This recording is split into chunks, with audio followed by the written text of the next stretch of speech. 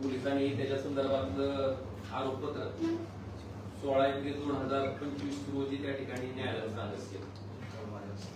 त्या आरोपपत्राचा अभ्यास केल्याच्या नंतर मला फक्त पूर्वी एका गोष्टीची तुम्हाला आठवण करून द्यायची आहे की डिसेंबर 2023 मध्ये राणा पाटलाला समजलं होतं की त्यांचा कार्यकर्ता हा ड्रग्सचा आहे. त्याच्या संदर्भात पहिल्यांदा त्या कार्यकर्त्याला सोलापूरहून पुण्याला, पुण्याहून नेरूळला, नेरूळहून बडोद्याला, नेरूळहून मुंबईला, मुंबईहून बडोद्याला हा प्रयत्न केला असं म्हणते ती त्यांच्या ह्याच्यात सांगताना. डिसेंबर 2023 पासून गुन्हा दाखल व्हायला 14 फेब्रुवारी 2025 का उजाडलं? डिसेंबर म्हणजे 2024 2025 म्हणजे 1 वर्ष 1 महिना गेला. मग नेमकं राणा पाटील लोकसभा आणि विधानसभेच्या निवडणुकीत होण्याची वाट बघत होते का? जर माझा कार्यकर्ता अशा पद्धतीनं ड्रग्सचं सेवन करतोय आणि त्याला असं व्यसन लागलंय आणि अशा पद्धतीने ड्रग्स इथे मिळतंय की लोकप्रतिनिधी म्हणून जर मला कळालं तर माझी पहिली जबाबदारी काय? ताबडतोब ज्या दिवशी कळालं त्याच दिवशी त्याच्या संदर्भात मला वाटतं पोलिसांना माहिती देणं आणि ह्याच्या संदर्भात जे कोणी आरोपी असतील त्यांना गजाची आड करणे ही मला वाटतं पहिली प्राथमिक जबाबदारी असते कुठले सामान्य माणसाची. आपण जर लोकप्रतिनिधी मग तुम्ही डिसेंबर 2023 पासून 14 फेब्रुवारी 2025 का उजाडलं? हा जो मधला काही 1 वर्ष 2 महिने 3 महिन्याचा कालावधी गेला हा नेमका कशासाठी होता? निवडणुका पार पाडण्यासाठी होता. म्हणजे लोकांच्या लेकरांना ड्रग्सचं व्यसन लागलं तर चालतंय पण आपली निवडणूक पार पाडली पाहिजे सुरक्षित, त्याच्यात कुठला व्यक्ती आला नाही पाहिजे. मला वाटतं अशा वृत्तीनं जर लोकप्रतिनिधी काम करत असतील तर ते दुर्दैव.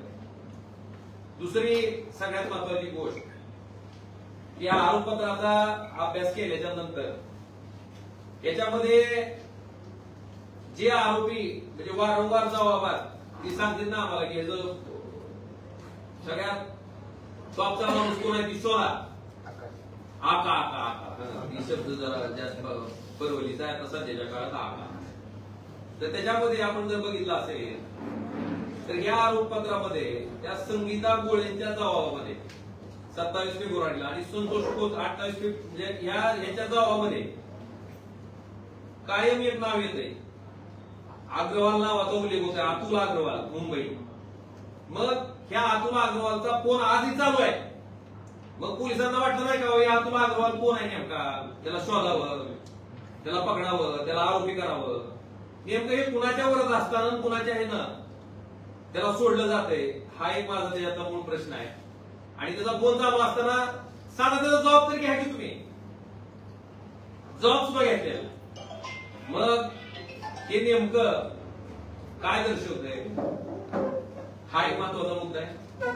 दुसरं पिट्या सुर्वे नावाचा सोलापूरचा एक 2 कनेक्शन आहे त्या ड्रग्सच्या. एकचं मुंबईचं आणि दुसरं सोलापूरचं. त्या मुंबईच्या ह्याच्यात टॉपचा माणूस कोण आहे? अतुल अग्रवाल.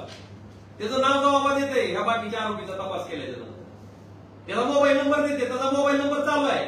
पण पोलिसांनी त्यांच्या चार्जशीट मध्ये ह्याच्यात पुढे काय केलंय ह्याच्याबद्दल अक्षर त्या ठिकाणी लिहिलेलं नाही. मग पोलिसांनी नेमकं ह्याला काय सोडलंय का? अजून तू ड्रग्सची तस्करी कर, तुला मोकाट आहे काय, काळजी करू हा प्रश्न त्या ठिकाणी उपस्थित राहते. आणि त्याच पद्धतीनं दुसरं कनेक्शन येते तुमचं सोलापूरचं. त्याच्यात पिट्या सुर्वे ज्याच्या म्हणजे गजानन हांगरेच्या 25 मार्चच्या जबाबात, हर्ष सोनीच्या 2 एप्रिलच्या जबाबात, ओंकर मिश्रेच्या 2 एप्रिलच्या जबाबात ह्या पिट्या सुर्वेचा उल्लेख येत आहे. जबाबात त्यांनी सांगितलंय. पण ह्याला सुद्धा त्यांनी म्हणजे ही जी आका आहे त्या आकावर कुठलीही कारवाई या ठिकाणी पोलीस प्रशासनाकडनं केली गेलेली नाही.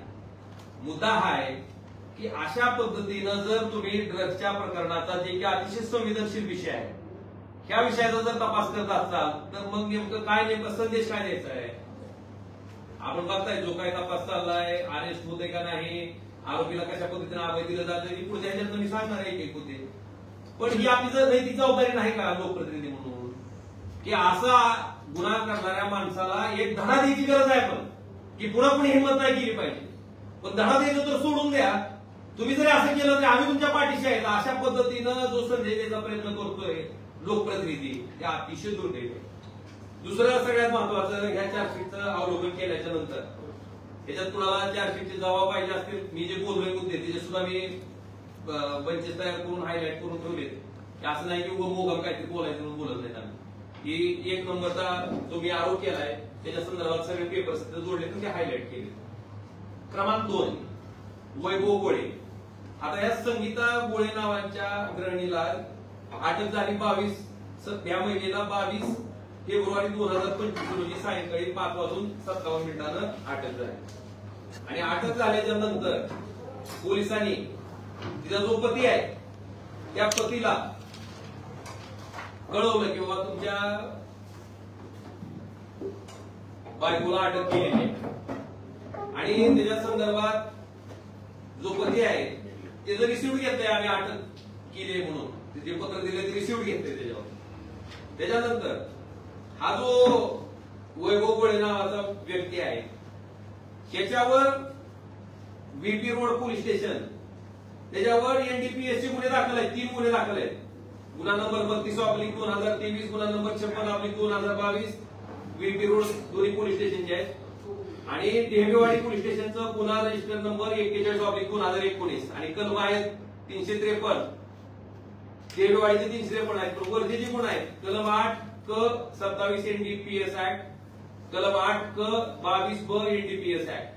मग मला काय म्हणायचंय, पोलिसांचं काम नव्हतं का की बाबा अशा गुन्ह्यात हा माणूस आहे पूर्वीपासून त्याच्यावर लक्ष ठेवणं, त्याच्यावर विजिलन्स करणं, त्याच्या हालचालीवर बारकाईनं पूर्ण नजर ठेवून राहणं, त्याच्यावर मात्र असं म्हणणं आहे त्याला त्याच वेळेस उचलायला पाहिजे ना जबाब घेण्यासाठी तरी किमान पोलिसांच्या कस्टडीमध्ये घ्यायला पाहिजे होतं त्याला. असं असताना त्याला कळवलं जातंय, त्याला पळण्यासाठी मुभा दिली जाते.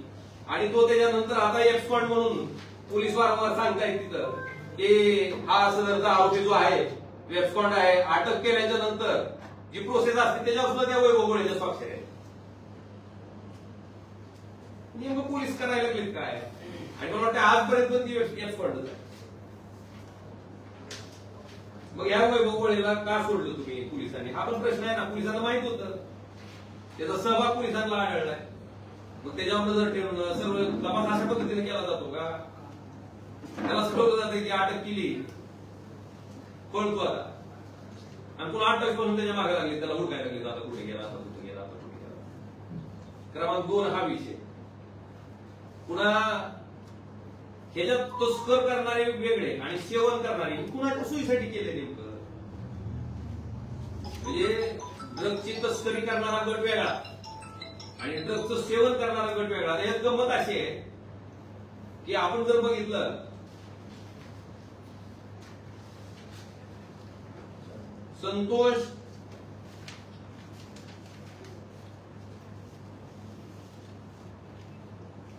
संतोष खोत या आरोपीचा जबाब आहे 27 फेब्रुवारी 2025 चा.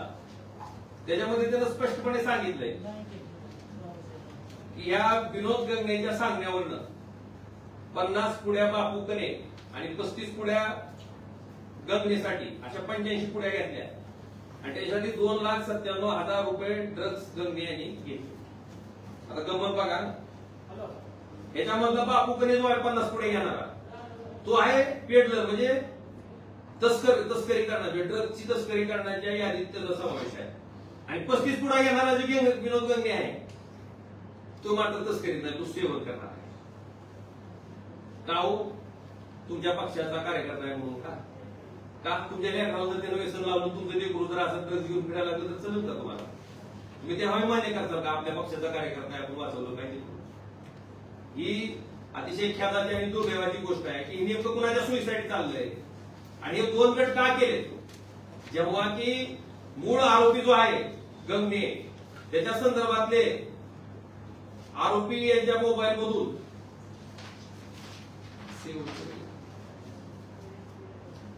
2 गट केलेत बघा. एका ह्याच्यात 26 जे आरोपी आहेत ते तस्कर म्हणून त्यांनी निष्पन्न केलेत आणि त्याच्या खाली साधारणतः जवळपास 10 जे आरोपी आहेत त्याला सेवन गटातले आरोपी म्हणून असं म्हणजे बायफर्गेशन केलं. कुणाच्या फायद्यासाठी कशासाठी केलाय की चार्जशीट मधलाच कागद आहे, या चार्जशीट मधल्याच कागदावरून आपल्याला असं लक्षात येईल 25/8/2024 रोजी 4:03 सायंकाळी एक व्हॉइस SMS आहे. त्याच्यात हा भाऊ ह्या वहिनीच्या अकाउंटला ट्रान्सफर मारा 1,85,000. त्याच्यानंतर गंमत अशी आहे की हे गंगे नावाचे ग्रस्त इतके हुशार आहेत. त्यांनी काय केलं, ही 1,85,000 जी ट्रान्सफर आहे ती स्वतःच्या अकाउंटवरून मारलेली नाही तिने. ती पुढच्या ह्याच्यात मी तिथं तुम्हाला त्यांनी जे ट्रान्सफर मारले ते पहिलं ट्रान्सफर मारलंय सुमित संजय शिंदे नावाच्या व्यक्तीच्या नावावर ते जे, आणि त्याच्यानंतर दुसरं मारलंय अविनाश बाळू मुळे यांच्या मोबाईलवरनं, आणि सागर किशोर गंगे या 3 व्यक्तीच्या मोबाईलवरनं त्यांनी ऑनलाईन ट्रान्झॅक्शन केलं. त्यांना माहिती आहे ट्रकला पैसे द्यायचे, आणि ह्यांना पुन्हा कॅश दिले. फोन पे कोणाला करायला लावलं, ह्या तिघांना, आणि कॅश कोणी दिली, परत तेच गंगे, विनोद काय पिटू उर्फ विनोद गंगे. हा म्हणजे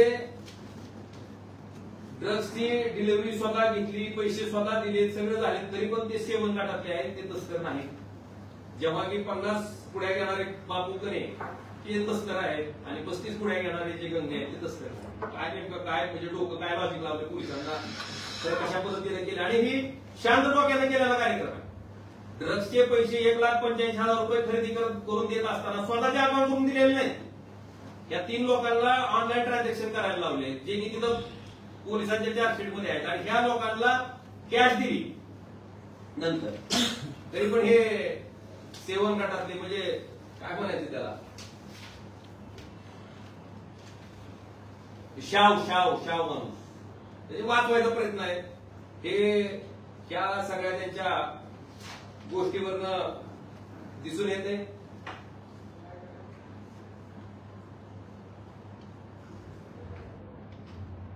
दुसरी 6वी गोष्ट,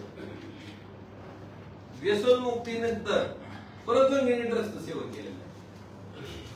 यांच्यासाठी व्यसनमुक्तीवर उपचार करण्यासाठी त्यांनी पत्रकार परिषदेत सांगितले की तेरणा निरोळ त्याचा काय कागदपत्राचा कुठं उल्लेख नाही, पण त्याच्यानंतर जे हे ड्रग्स घेतले 2,97,000 परत 1,85,000 ही 25 ऑगस्ट 2024 रोजी ही ड्रग्सची खरेदी केलेली आहे. म्हणजे ह्या सगळ्या दिव्यातनं पार पडून त्याच्यात सगळं बघून की आता आपल्याला ड्रग्स सोडायचे म्हणून जी मागे सांगितला प्रवास तुम्हाला, त्या सगळ्या ठिकाणी जाऊन आली, आणि तेवढ्या ठिकाणी जाऊन येऊन परत जे करायचं तेच कार्यक्रम यांनी चालू केला. म्हणजे परत सुद्धा व्यसनमुक्ती मध्ये नाही, त्याच्यानंतर सुद्धा ड्रग्सचं सेवन केलं हे त्याच्या अकाउंटच्या स्टेटमेंट पोलिसांनी जे चार्जशीट सबमिट केलंय त्याच्यावरच्या अकाउंटच्या स्टेटमेंट म्हणून त्या ठिकाणी दिसतंय.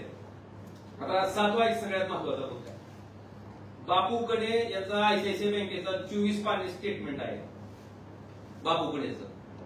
त्याच्यात फक्त 4च पानं जोडली आहेत, बाकीची 20 पानं जी आहेत ती जोडलेलीच नाही स्टेटमेंट. एखादं अकाउंट एखाद्या आरोपामध्ये जर वापरलं गेलं असेल तर त्याच्यावर झालेल्या प्रत्येक ट्रान्झॅक्शनचा अभ्यास करणं पोलिसांचं काम आहे का नाही, त्याचा तपास करणं काम आहे का नाही, का फक्त 4च पानाचा करायचा 20 पानाचा सोडायचा का? म्हणजे पोलिसांना वाटतंय तसं का वरून पॉलिटिकल प्रेशर असल्यामुळं जसं आपल्याला पाहिजे तसं असा काहीसा तपास मला वाटतं ह्या ठिकाणी केलाय. मला वाटतं ह्याचं सुद्धा उत्तर मिळणं गरजेचं आहे. आणि मगाशी जे म्हणलंय सेवन गटातले आरोपी वेगळे, तस्करी करणारे, मला वाटतं दोन्हीचं गुन्ह्याचं प्रमाण सारखंच आहे. त्यांच्यावर गुन्हे नोंद करा, कोर्टाला ठरवू द्या ना, कोर्ट डिसाईड करेल ना काय करायचं ते, ह्यांना सोडायचंय का ठेवा, ह्यांना तस्कर समजायचं का सेवक समजायचे तपासावर आलेले पोलिसांच्या कागदपत्रावर. की तुम्ही का त्या ठिकाणी हा प्रयत्न करताय, मला वाटतंय हा एक महत्वाचा विषय आहे. त्याच्याबरोबर तुम्ही बोलतो काही चार्जशीट आहे, काही पोलिसांची स्वनावर काही जणांच्या बाबत निष्पन्न झाले.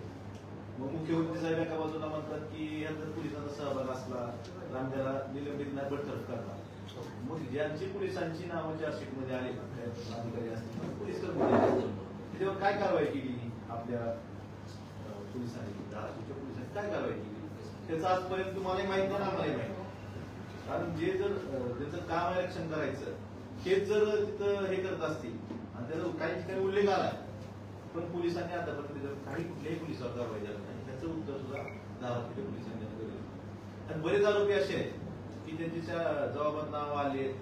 काही लोक तुम्हाला म्हणजे काही लोकांना जामीन करून अडकवायचं, काही लोकांना जामीन करून सोडून द्यायचं, असं का सगळ्यांना सारखा न्याय लावला पाहिजे हे आमचं म्हणणं आहे. त्यामुळं ह्या बाबतीत सुद्धा काही जबाबात नाव आले, 400 जबाब आहेत. आम्ही जे बोलतोय त्यावेळी मनाचं काहीच बोलत नाही. पोलिसांनी ते 400 कोर्टात दाखल केलेलं आहे. त्याची आम्ही नकल काढून त्याचा थोडा अभ्यास करूनच हे बोलतो. आणि ह्या सगळ्या गोष्टी साहेबांनी सांगितल्या, ह्या सगळ्या गोष्टी ज्या आहेत ह्याबाबत पोलिसांच्या भूमिकेबाबत कुठेतरी साशंकता सगळ्यांमध्ये निर्माण झालेली आहे. त्यामुळं कोणाचं प्रेशर खाली आहे का पोलीस करतात, या सगळ्या गोष्टीसाठी आम्ही माननीय मुख्यमंत्री आपले राज्याचे गृहमंत्री यांना भेटणार आहोत. ह्या सगळ्या गोष्टी त्यांच्या निदर्शनास आणून देणार आहेत हे आम्हाला आजच्यापासून आम्हाला सांगायचं. पोलिसांची नावं सांगता? पोलिसांची नावं नाव आणि पद नाही, ती जी जबाबात आले तुम्हाला त्याची कॉपी पाहिजे तुम्हाला देतो. म्हणजे पुरावा सगळे छापा ना. बँक स्टेटमेंट 24 पानं असतात आणि नेमके 4 पानच काय हे केले, काय कारण? हाच प्रश्न आहे ना. काय त्यांचे विशेष काय काय माहिती नेमकं पोलिसांना कुणाला वाचवायचंय का, की त्याच्यात काही असे ट्रान्झॅक्शन आहेत की ज्या माणसाचे नाव समोर आल्याच्या नंतर हा कार मारणार आहे, या भीतीमुळे पोलीस ती नावासमोर म्हणजे ती 20 पानं स्टेटमेंटची पुढे देत नाहीत का? लपवायचं काय कारण नाही ना. सगळं जोडायचं. आणि अशा पद्धतीनं जर पोलीस तपास करणार असतील आणि लोकप्रतिनिधी म्हणून जी मिळवते की आम्हीच ही इन्फॉर्मेशन दिली, आम्हीच ही माहिती दिली, त्यांना मी पहिला प्रश्न जर केलाय की तुम्हाला डिसेंबर मध्ये 2023 मध्ये कळालेला असताना तुम्ही 1 वर्ष 2 महिने का शांत होतात, निवडणुकीची संपायची वाट बघत होतात का? त्या प्रश्नाचं उत्तर माझी विनंती आहे तुम्हाला त्याला विचारा तुम्ही. बरं ते ठीक आहे झालं, तुम्ही निवडणुका पार पाडण्यासाठी थांबला, जेव्हा आरोपी निष्पन्न व्हायला लागले तर त्यांना तर पाठीशी घालू नका ना. त्यांना कशामुळे पाठीशी घालताय? मी तुम्हाला तुमच्या लक्षात आलं असेल त्याच्यात मी प्रांजळपणे सांगितलं होतं की आमच्यात सुद्धा कोणी असेल, आम्ही स्वतः जरी असेल तर आम्हाला सोडू नका. आपण निरपेक्ष पाहुण्यांचं समोर गेलं पाहिजे ना. नुसतं लोकांचे प्रतिनिधी म्हणून आपण सांगायचं आणि वागताना जर वेगळं वागत असू तर हे का? आणि सगळ्यात महत्वाचा मुद्दा आहे की ते वारंवार सांगते की आम्ही इन्फॉर्मेशन दिली, आम्ही इन्फॉर्मेशन. समजा गरीब धरा की मी इन्फॉर्मेशन देणार जर आमदार तिथं असतो तर सर्वोच्च सभागृह कुठल्याही वया संदर्भात आवाज उठवायचा. समजा आमदार असेल तर महाराष्ट्राची विधानसभा आणि खासदार असेल तर देशाची लोकसभा आहे. लोकसभेत ह्याच्या संदर्भात मी बोलतो, विधानसभेत कैलास पाटील साहेब बोलले, मग राणा पाटील का बोलले ना ह्या प्रश्नाचं उत्तर करा. तुमची प्रांजळ इच्छा आहे ना, तुम्ही इन्फॉर्मर आहेत ना, तुम्ही मोठं मन करून तिथं सांगायला पाहिजे होतं ना. येऊ दे ना काय दूध का दूध, पाणी का पाणी होऊ दे ना, सांगायला पाहिजे होतं ना. का सांगितलं नाही तुम्ही? नेमकं वाचवायचं कुणाला? त्याच्या मुळापर्यंत जायचं असलं अतुल अग्रवालला स्टेटमेंटमध्ये असं आहे की 2017 पासून ती गोळी फॅमिली त्या अतुल अग्रवालकडनं ड्रग्स खरेदी करत होती. मग अतुल अग्रवालचा फोन त्या जबाबाजूला आजही चालू आहे. पोलीस त्याच्या मुळापर्यंत मुळासकट उकडावं लागलं ना. तुम्हाला जर सिंडिकेट उकडायचं त्यांना का सोडून दिले? पुन्हा दबाव आहे का? तुम्हाला सारा तपासाला मर्यादा घालून दिली, तुम्ही संतोष खोतपर्यंत वैभवपर्यंत जायचं, पुढे जायचं नाही. मूळ कुठे मुळासकट कुठून काढलं पाहिजे नाही. ह्याच्या दृष्टीनं तपास आपल्या महाराष्ट्र पोलिसांनी का केला नाही? का सक्षम नाही ते त्या तपास करायला? तर सातत्याने दुसऱ्या यंत्रणेकडे आपण विनंती करू सरकारने दुसऱ्या तपास द्या. याला काय अडचणी येतं तपास करायला? मुळापर्यंत जायला काय अडचणी येते? जिथून ड्रग्ज येत आहे तिथपर्यंत गेलं तरच हे कुठं थांबल ना. आज ह्यांच्या मार्फत दुसऱ्या मार्फत सप्लाय करते, पण त्या माणसाचं काही होत नसेल, मुळापर्यंत जर गेलो नाही आपण तर तो काय तपास करणार? कुठली यंत्रणा सक्षम वाटते तपास? ते एनडीपीएस असं मुख्यमंत्री साहेबांच्या कानावर ह्या गोष्टी करणार आहे, त्यांना हे सगळे पुरावे दाखवणार आहेत आमच्या निर्देशात. त्यानंतर मुख्यमंत्री साहेब नक्कीच यात काहीतरी योग्य मार्ग काढतील आणि मुळात सकट हे उकळून काढतील असं आम्हाला वाटतं. कधी भेटताय? त्यांची वेगवेगळी पुढच्या भेटणार आहे. त्याला दादा तुम्ही आता मगाशी बोलताना सांगितलं पोलिसांचा सहभाग यायचा 400 आम्ही पाहिलेलं विचारतो 400 मध्ये किती पोलिसांचा सहभाग आहे? आम्हाला जे पानं भरपूर आहे, आम्हाला एका पोलिसाचा उल्लेख असलेला जबाब त्यात दिसला तर एखाद्या आरोपी जबाबही खरं म्हणणार तर त्या दिवशी तपास केला का? त्यानंतर तुम्ही गेलात का तपासाकडे? ते पोलिसांनी सांगितलं. तो पोलीस कर्मचारी की अधिकारी? त्यांची कर्मचारी होते. तर अशा पद्धतीनं ड्रग्स सारख्या सेन्सिटिव्ह विषयामध्ये आपलं पाठबळ त्या आरोपीची पाठीशी आहे असं जर मेसेज जात असेल तर ते समाजासाठी योग्य आहे का? याचा अर्थ काय? तुम्ही काही केलं, तुम्ही राजकारणात आहेत, तुम्ही आमच्या पक्षात आहेत म्हणून आम्ही तुम्हाला वाचू असं निधी दिल्यासारखं नाही. बरं, ड्रग्सचे चटके त्या स्वतः त्यानं भोगलेले आहेत. कदाचित त्यांना वाटत असेल की बाबा हे काहीतरी सत्ताधारी विरोधी असं आमचं डोक्यात नाही. एक लक्षात मी पहिल्या दिवसापासून म्हणतोय की ह्याच्यात जे कोणी सामील असते, कोणीही असेल, त्याला शोधा आणि त्याला, कारण ही लोक समाजात राहायच्या लायकीची नाही तर राहिलाच नको आहे, ही माझं मत आहे. आणि ह्याच्यासाठी आमचा पाठपुरावा चालू आहे. कृपा करून ह्याच्यात कुणी वैयक्तिक घेऊ नका. आमचं काय तुमचं भागाचं मांडत नाही कुणाचं. हे जे प्रकरण आहे ह्या प्रकरणाच्या अनुषंगानं अशा पद्धतीचं ड्रग्सची विक्री आपल्या जिल्ह्यामध्ये होऊ नये, आपल्याकडची तरुण पिढी ह्या ड्रग्सच्या आहारी जाऊ नये, ह्या भूमिकेतनं ह्याच्यातली जी कोणी ह्याच्यात सहभाग असणारी माणसं आहेत ती 100% शोधली गेली पाहिजे. त्यांना कुठल्याही प्रकारचा अभय न दिलं गेलं पाहिजे. त्यांना कडक मधलं कडक शासन त्या ठिकाणी झालं पाहिजे, जेणेकरून बाकीच्या लोकांनी हा व्यवसाय करत असताना जर कोणाची उद्या अजून दजावला कोण तर त्याला कळलं पाहिजे की हे जर विक्री केली तर ह्याचे परिणाम एवढे गंभीर आहेत, आपल्याला भोगावे लागतील. असं ते देणं गरजेचं आहे का नाही? दादा नेमकं तुमचा आक्षेप कुणावर आहे? राजकारणी लोकांवर आक्षेप आहे, पोलिसांवर आक्षेप आहे तपासाच्या बाबतीत? तपासातले ज्या काही गुन्हेगार आम्हाला दिसतात आम्ही अगदी पुराव्यासहित तुमच्या सगळ्याच्या समोर मांडायचं काम आता केलं. आणि पोलिसांनी का केलं नाही? कारण डळडळीत नाव येते त्या अग्रवालचं, त्याचा का जबाब घ्यायचा नाही त्याला का? आणि गमत अशी त्याचा फोन पण चालू आहे. आक्षेप कुणावर आहे नेमकं? पोलीस पोलीस अगदी माझा आक्षेप हाच आहे की पोलिसांनी तपास करत असताना नेमकं कोणाला वाचवण्यासाठी तपास केला. 24 पानामधली 4 पानं फक्त तुम्ही घेता, 20 पानं तुम्ही घेत नाही. काय कारण आहे? याचं उत्तर मिळालं पाहिजे ना. पोलीस राजकीय दबावामध्ये काम करत आहेत. ह्याच्यात त्यांना असं वाटतं की कोण ना कोणतरी राजकारणातला असलेला माणूस लपवायचं काम पोलिसांकडे होते आपल्याला स्पष्ट आलं पाहिजे, कारण ते यश होत नाही. पिटू गंगणेचे भाऊ विनोद गंगणे यांनी तुळजापूरमध्ये प्रेस घेऊन सांगितली की ड्रग्सची माहिती आम्ही दिली. तर चार्जशीटमध्ये त्यांनी माहिती दिली असं कुठे उल्लेख आहे? पिटू गंगणे यांनी माहिती दिली ड्रग्सची. बरंच आहे बघा, महाभारत रामायण पकडले त्यात आम्ही अभ्यास करून तुम्ही थोडा केला तर करून तुमच्या लक्षात येईल. त्यांचं तर कौतुक करावं तेवढं कमी आहे. काय बोलावं अशा माणसाला? आपण स्वतः शेणात तोड घालायचं आणि त्याच तोंडानं उठून पुन्हा लोकांना सांगायचं की कोण शेण खाल्लं कोण शेण खाल्लं असा प्रकार आहे. काय बोलावं म्हणजे? आणि अजूनही असे 2 नंबरचे धंदे करायचे. नगरपालिकेत मोठ्या प्रमाणात भ्रष्टाचार करायचा, तिथून पैसे कमवायचे, तुळजाभवानीचे पासेस घ्यायचे, त्याच्यातनं आमाप माया जमवायची, ड्रग्सची विक्री करायची, त्याच्यातनं आमाप माया जमवायची. आणि अशा पद्धतीनं मोठं होऊन जर दुसऱ्या माणसाला शुल्लक, कुणाचे वडील दूध विकत होते, कुणाचे वडील काय होते असं हिमवायचं, यांची लायकी आहे हो तेवढं नाही. आणि एक नाही धंदा अजून पुन्हा मटक्याचं कळालं आम्हाला. म्हणजे जे काय 2 नंबर आहे ते स्वतःच करायचं आणि आरोप पुन्हा करायचे. ही कुठली वृत्ती आहे नेमकी? अरे तुम्ही पैशानं तुमच्या प्रॉपर्टीनं जर आमची श्रीमंती, तुम्ही जर आम्हाला शुद्र समजत असाल, लोक दाखवतील म्हणा तुम्हाला काय असतं. आणि माझं तर आव्हान आहे जनतेला तुळजापूरमध्ये किंवा जिथं जिथं ड्रग्सची तस्करी करणारी जी लोक, राजकीय लोक जी ह्याच्यात असतील, माझं म्हणणं आहे लोकांनी खडासारखी उचलून बाजूला फेकले पाहिजे.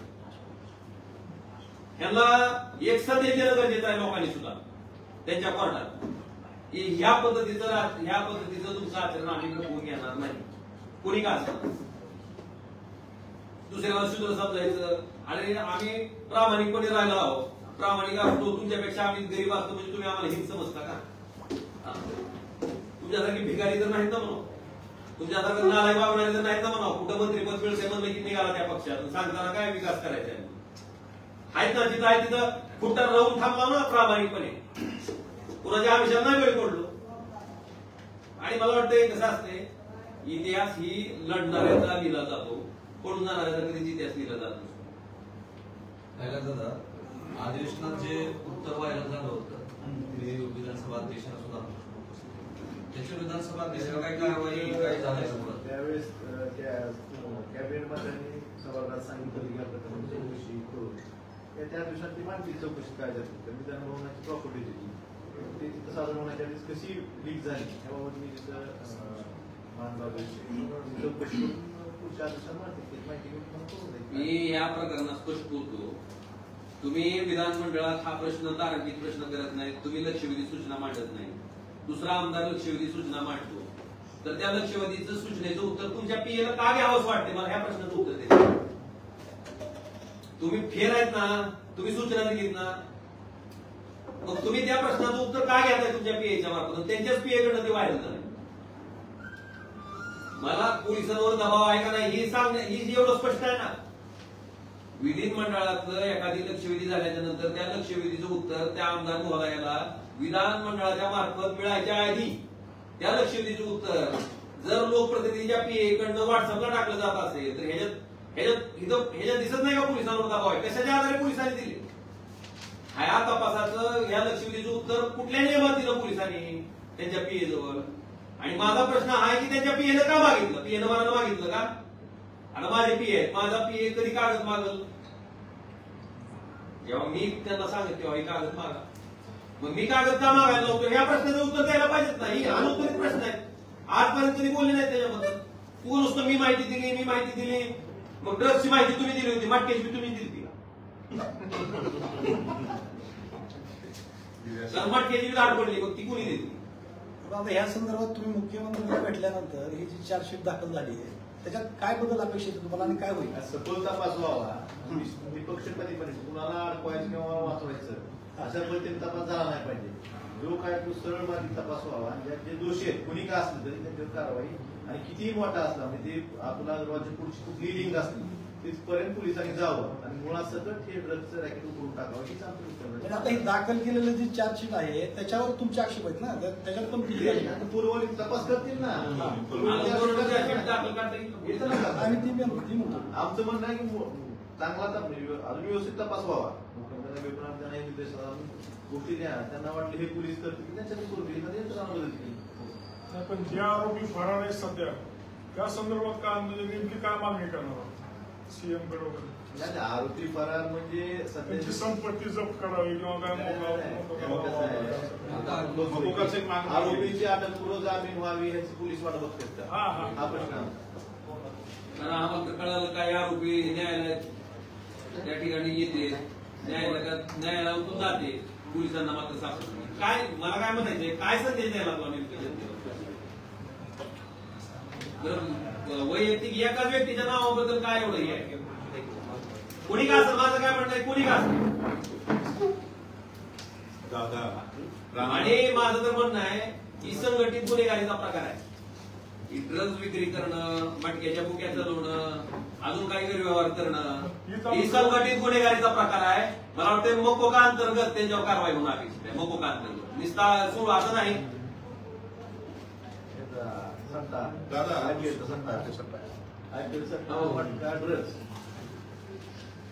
दादा दुसरा एक विषय आहे. राणादादांचं म्हणणं असं आहे की ते ठोस माहिती देतात, आरोपींना पकडून देतात, तुम्ही फक्त दोघं जण आरोप करता बडबड करता, काही तुमच्याकडे ठोस माहिती नसते. मी काय ठोस आहे का ठोसचा बाप आहे. पोलिसांनी जी तपास केलाय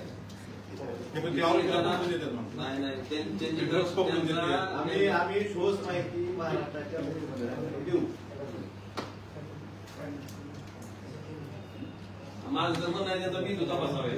आता तुमच्यावर पण आरोप झाले की ड्रग्स मध्ये काय आरोपीचे फोटो घेऊन तुमच्यावर आरोप झाले. मी माझ्यावर ज्या दिवशी माझ्यावर आरोप झाले माझ्याबरोबरचे फोटो त्यांनी दाखवले त्या दिवशी मी सांगितलं की माझ्या कुठं आणि त्या दिवशी मी आवाहन केलं तुम्हाला आठवत असत हो की माझा त्या आरोपीचा कुठं फोनवर संपर्क आला की तपासा ना, सीडीआर तपासा ना, आमचे सीडीआर काढा. आणि माझं अजून दुसरं म्हणणं आहे की जे आता आरोपी त्यात सामील आहेत त्यांची बी सीडीआर तपासा, त्यांच्या नेत्याबरोबर झाले तर नाही.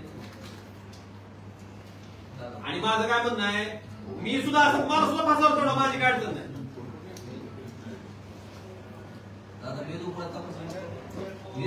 भावी काय स्वयंघोषित राज्यमंत्र्याचा त्याचं कारण मी तुझा तिले काय झालंय कशाला शिक्षण झाले मला माहिती नाही कॉन्व्हेंटच्या कशातरी शाळेत झालं त्यांना वाटतं ती एकटी हुशार आहे दुसऱ्याला काय अडचण आहे का नाही त्यांना ते ज्ञान म्हणजे आकडे ज्ञान म्हणजे जेव्हा ज्ञान वाटलं जातो तेव्हा ती एकटे जन्म झाला काही त्यांचं बाकी कोण नव्हतं अशा पद्धतीने भाषा असते आणि कसं असतंय माणसाच्या बोलण्यातनं आणि वागण्यातनं ते उल्लेखित होते विभागण्यातले फरक मागाशीपासून वारंवार तुम्हाला 2-3 वेळेस सांगितलं की तुम्ही स्वतः माहिती दिली म्हणताना मग विधानमंडळात तुम्ही ह्याच्याबद्दल साधं ब्रश शब्द सुद्धा का काढला नाही पहिला प्रश्न आणि दुसरा प्रश्न दुसऱ्या आमदारांनी त्याच्या संदर्भात लक्षवेधी केली तर त्या लक्षवेधीचं उत्तर तुम्हाला कशासाठी पाहिजे होतं का घाबरला होता तुम्ही 2 प्रश्न आहेत माझे आणि तिसरं तुम्ही ड्रग्सच्या बाबतीत इतके संवेदनशील आहात तर तुम्हाला 1 वर्ष 2 महिन्यापूर्वी निवडणुकीच्या पूर्वी माहित होतं तुमचा कार्यकर्ता ड्रग्सच्या आरे आहे अशा पद्धतीने ड्रग्स विकला जात आहे तुम्ही त्याच वेळेस पोलिसांना हे का सांगितलं नाही 3 प्रश्न मला वाटते त्यांच्यासाठी त्यांनी उत्तर द्यावं काढून घ्यायचं ओके